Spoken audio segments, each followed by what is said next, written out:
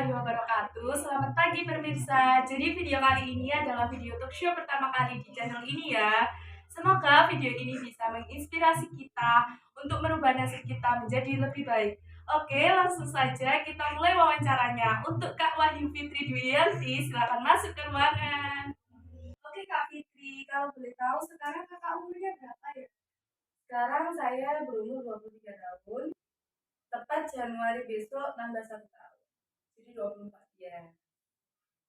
Oke, pekerjaannya apa Kak? Kalau boleh tahu sekarang. Profesi sekarang menjadi guru di salah satu SMK swasta di Bandar. Emang Kakak sekarang ngajar di mana? Di SMK mana? Tepatnya di SMK Mambaul Ulum Pandaan yang baru berdiri masih 3 tahun. Jadi termasuk SMK baru ya di Bandar. Ya. Jadi dan Kakak pendidikan terakhirnya apa? Pendidikan terakhir saya S1 Kurikulum dan Teknologi Pendidikan dari Universitas Negeri Surabaya. Lulus S1 umur berapa? Lulus S1, saya menempuh S1 dengan waktu 3,5 tahun. Wah. Jadi saya lulus pada Januari 2021. Cepat sekali ya Kak ya, cuma 3,5 tahun. Alhamdulillah ya, tentunya usaha dan doa yang tiada henti. Kalau kita males ya pastinya bisa lebih dari 4 tahun. Itu memang keinginan dari dulu atau cita-cita dari dulu atau ya kayak nggak ada lagi ya ambil jurusan itu. Jadi dulu saya berhubung dulu itu kebetulan ikut SBMPTN. Jadi sebelum ikut SBMPTN itu ada yang namanya SNMPTN. Ya sebelumnya perkenalkan saya alumni dari SMKN 1 Gempol tahun 2017. Tepatnya di jurusan multimedia. Jadi salam untuk Bapak Ibu guru multimedia. Saat itu SNMPTN saya ngambil semuanya pilihannya itu Malang, Universitas Negeri Malang, tepatnya ya. Saat itu saya memilih semua jurusan umum seperti IPA, biologi, seperti itu. Jadi kalau SNM itu tidak ada tes, hanya dilihat dari nilai rapor.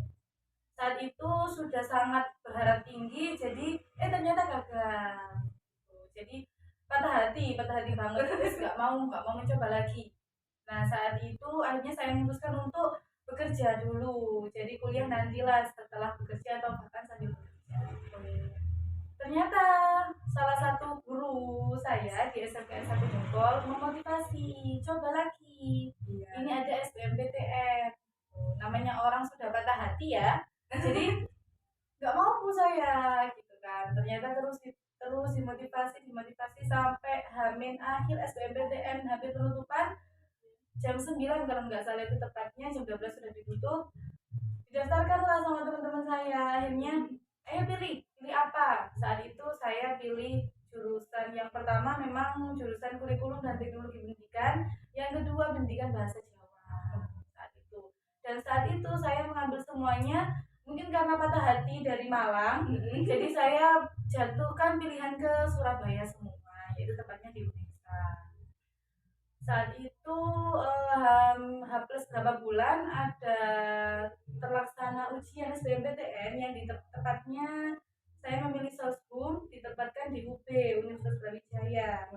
Nah saat itu berangkat sama teman-teman naik kereta api, di sana tes. Setelah di sana tes ternyata dari 9 orang itu yang masuk hanya saya. Pada saat itu saya tidak serius ya, ternyata tapi tidak boleh ditiru. Saat itu saya tidak serius karena tidak belajar juga, tidak belajar dibandingkan teman-teman saya ikut les, belajar. Sudah serius membeli buku, bahkan kaset, gimana sih kisi-kisi menjawab soal SBMPTN. Dan SBMPTN juga dilaksanakan seluruh Indonesia ya, jadi kan saingan kita nggak satu sekolah, tapi banyak sekolahan di Jawa Timur. Itu sudah banyak. Ya nggak cuma Jawa Timur doang, kan mungkin satu Indonesia itu bisa masuk. Yang milih jurusan itu kan juga tidak hanya saya. Jadi saat itu sudah pokoknya mengerjakan dulu. Apa ya, mungkin dulu itu pokoknya lancar sampai sana pulang gitu. Ternyata setelah pengumuman, alhamdulillahnya ternyata saya lolos di pilihan pertama jurusan kurikulum teknologi pendidikan, tepatnya di Universitas Negeri Surabaya. Jadi kalau diceritakan di sini sangat panjang sekali, jatuh bangunnya gimana, gitu. Kalau ingat dulu perjuangannya kayak gitu, sering nangis nggak sih? Kayak, ya Allah kok gini juga ya, aku dulu perjuangannya jadi guru itu kayak gini. Kalau perjuangan, tidak ada perjuangan yang mulus tentunya ya. Tidak mungkin kita kayak lewat tol lurus terus tidak mungkin. Jadi dulu itu malah nggak ada pikiran bisa nggak sih kuliah gitu.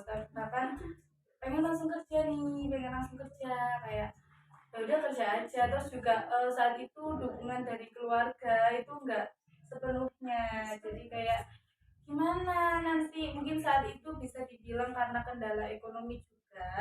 Kalau misalnya mau masuk perkuliahan terus apalagi itu luar kota kan pasti ada biaya hidup di sana, nggak mungkin kita pulang setiap hari. Jadi kan mungkin di awal bisa, nanti seterusnya gimana ini bayarnya gitu kan. Nah kebetulan kemarin pas SBMPTN itu saya juga mengikuti salah satu beasiswa dari Kemendikbud perguruan tinggi, dan yang alhamdulillahnya saya diterima dua-duanya, beasiswa diterima, di SBMPTN juga diterima. Jadi saat itu saya meyakinkan orang tua coba nggak apa-apa, insya Allah ini untuk biaya gratis dan bahkan ada kita dapat sapu. Saat itu juga nggak langsung percaya, di mana ada sekolah yang nggak bayar sama sekali 0% kan. Kalau iya nggak mungkin, kalau orang tua kan pastinya kan jaga-jaga, nggak mungkin nggak ada sekolah yang nggak bayar. Ternyata alhamdulillah selama 3 tahun setengah itu saya membuktikan bahwa memang saya tidak mengeluarkan biaya sebesar pun untuk sekolah, bahkan setiap semester saya mendapatkan uang beasiswa. Tapi itu tidak hanya apa ya, harus dibuktikan ya Mbak Widya. Jadi kayak setiap bulan, setiap semester bahkan kita dilihat nilainya. Oh iya. Nilainya Jadi nggak boleh turun nggak gitu boleh ya? turun. Boleh turun, namanya manusia ya. Boleh turun, tapi turun 1 angka atau 2 angka. Tapi kalau misalnya sampai turun drastis itu bisa dicabut. Jadi kalau dicabut itu sudah harus bayar mulai nol, Harus bayar. Kalau mulai nolnya nggak tahu, kalau mulai nolnya nggak mungkin ganti rugi. Jadi kayak mungkin semester 3 saat itu, semester 3 biasanya itu semester yang mungkin jadi momok bagi mahasiswa ya, maksudnya udah mulai sulit-sulitnya itu di apa bisa dicabut saat itu juga, mungkin semester 4-nya. Kalau dia bisa membuktikan naik kembali mungkin akan dipasang lagi itu beasiswanya gitu. Tapi kalau misalnya memang ada penurunan seperti itu nanti dipanggil di apa namanya, kamu sanggup bayar berapa, nah itu misalnya nanti ada surat panggilan dari kampus kenapa kok bisa turun, terus gimana ini bayarnya gimana. Jadi ada kesepakatan antara dua belah pihak ya. Karena kan memang beasiswa itu nggak mungkin ya disalurkan secara cuma-cuma karena banyak yang membutuhkan. Kalau misalnya kita yang mendapatkan kesempatan emas itu disia-siakan, kasihan banyak yang pengen kuliah tapi nggak punya biaya, tapi kita yang punya biaya malah disia-siakan, Mas. intinya nggak habis jatuh harus bangkit lagi, nggak boleh jatuh terus-terusan.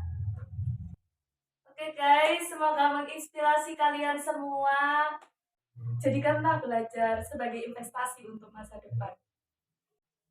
Pemirsa, akhirnya kita sampai di penghujung acara ini. Saya Lailatul Lydia selaku pembawa acara, mohon maaf jika ada kesalahan dalam membawakan acara ini. Dan marilah kita tutup acara hari ini dengan ucapan hamdalah bersama-sama. Terima kasih banyak. Wassalamualaikum warahmatullahi wabarakatuh.